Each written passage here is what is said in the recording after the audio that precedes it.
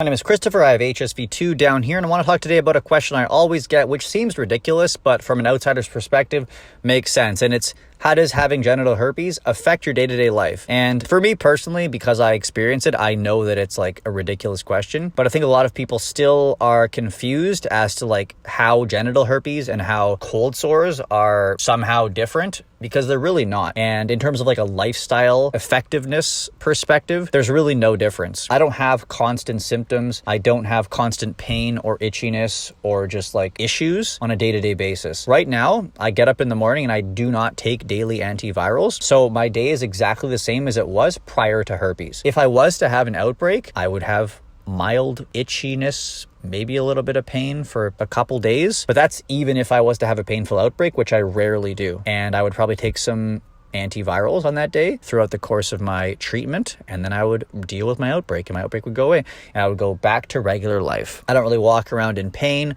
I don't walk around with shame. I don't really like tell people, hey, I have herpes on the street. I probably do, but like, you get the point. There isn't really that much of a difference in terms of like a life, what's the word? There isn't really a difference in how you live your day-to-day life.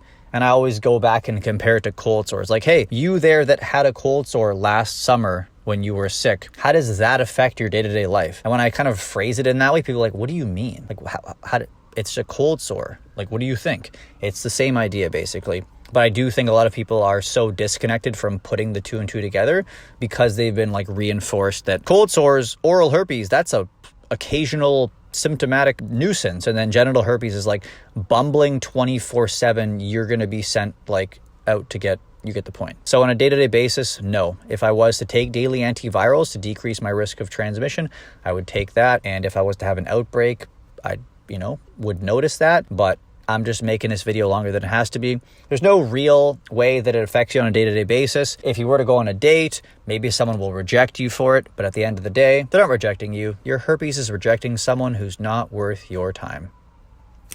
That's all. Short video, not much difference. Think of it from the perspective of having a cold sore and how that could be seen as the same way. Love you, miss you, hope you're doing well. Extra help in the description box. See you in the next video.